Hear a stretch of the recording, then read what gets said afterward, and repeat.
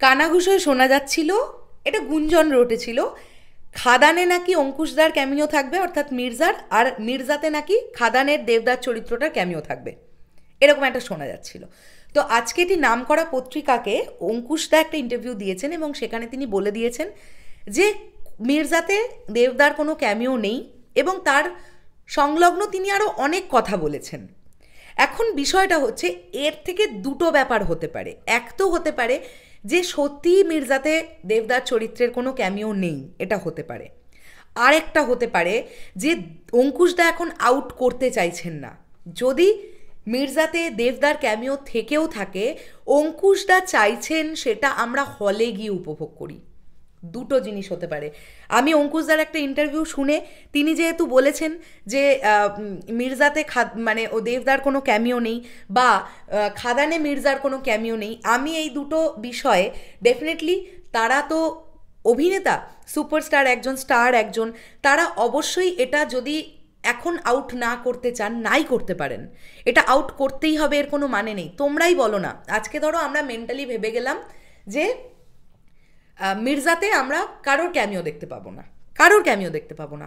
দুম করে হয়তো লাস্ট সিনে হয়তো দেবদা ঢুকলেন, সেটা কি লেভেলের একটা ব্যাপার তৈরি করবে ভাবো তো। আচ্ছা ছেড়ে দাও, যদি দেবদার ক্যামিও নাই থাকে মির্জাতে, মির্জা এমন একটা গল্প হতে চলেছে বা অঙ্কুশদার এটা একটা ড্রিম প্রজেক্ট। তোমরা আজকে দেখেছো অঙ্কুশদার একটা ব্যাক পোর্শন থেকে একটা ছবি অঙ্কুশদা আপলোড করেছে, পেছন থেকে ঠিক মনে হচ্ছে দেবদা দাঁড়িয়ে আছে, মানে ব্যাক সাইড থেকে অঙ্কুশদাকে এত সুন্দর দেখতে লাগছে। এই ক্যারেক্টারটা যেরকম একটা ক্যারেক্টার, অঙ্কুশদা তো চেষ্টা করছেন সেটা করার। ডেফিনেটলি এটা যদি আজকে কোনো স্টারের ছবিতে যদি একজন সুপারস্টারের ক্যামিও থাকে, যদি আমরা দেখতে পাই যে শাহরুখ খান সালমান খান একসঙ্গে কাজ করছেন, যদি আমরা আজকে টাইগার ভার্সেস পাঠান দেখতে পারি, যদি আমরা আজকে পাঠানে সালমান খানকে দেখতে পারি, যদি আমরা আজকে টাইগার 3-তে শাহরুখ খানকে দেখতে পারি, তাহলে আমরা তো এটা আশা করে খুব অন্যায় করে ফেলিনি যে অঙ্কুশদার ছবিতে আজকে দেবদাকে দেখা যাবে বা দেবদার ছবিতে আজকে জিদ্দাকে দেখা যাবে বা জিদ্দার ছবিতে দেবদাকে দেখা যাবে। এইগুলো হওয়াটা অনেক আমাদের জন্যে অনেক আনন্দের একটা বিষয় হবে। বাট আমি এখনই এটা নিয়ে আমরা কথাটাই কম বলি, যেটা হবে সেটা আমরা হলে গিয়ে দেখতে পাবো। হলে গিয়ে আমরা যদি ছিটকে যাওয়ার কোনো বিষয় ঘটে, আমরা হলে গিয়েই ছিটকে যাব। তার আগে এটা নিয়ে এত কথা বলার কোনো দরকারই নেই। ধরে নাও না, মির্জা এমন একটা প্রজেক্ট যেটা অঙ্কুশদা খুবভাবে চেষ্টা করছেন নিজেকে অন্যভাবে প্রেজেন্ট করার, তিনি কিন্তু করে যাচ্ছেন প্রতিনিয়ত, কিন্তু প্রতিনিয়ত। এবং তোমরা দেখো ইয়াং অডিয়েন্সের মধ্যে মির্জা নিয়ে সত্যিই কিন্তু একটা ক্রেজ ক্রিয়েট হয়েছে। এই ক্রেজটা কোথাও গিয়ে সত্যিই দ্বিগুণ হয়ে যাবে যদি সত্যি আমরা মির্জাতে দেখতে পেয়ে যাই দেবদার চরিত্রটা, যেটা শোনা যাচ্ছে।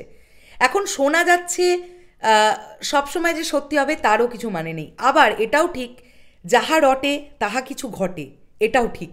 তো আমি এখনই কোনো এই বিষয়টা নিয়ে বলবো না যে মির্জাতে দেবদা থাকবেনি, এটাও আমি যেমন বলবো না, আবার এটাও আমি তেমন বলবো না যে মির্জাতে দেবদা নেই।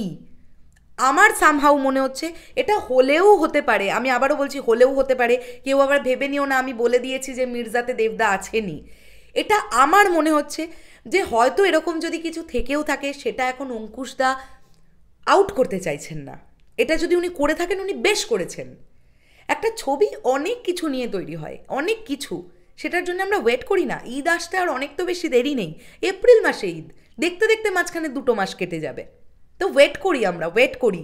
দেবদার ফ্যানেরাও ওয়েট করো, অঙ্কুশদার ফ্যানেরাও ওয়েট করো, ইয়াং অডিয়েন্স ওয়েট করো কি আসছে সেটা দেখার জন্যে। আমরা ওয়েট করি, সেটাই সব থেকে ভালো হবে। চলো বন্ধুরা, শেষ করলাম ভিডিওটা। দেখা হচ্ছে আবার খুব শিগগিরই নতুন কোনো ভিডিও নিয়ে। তাহলে এখনের জন্যে টাটা।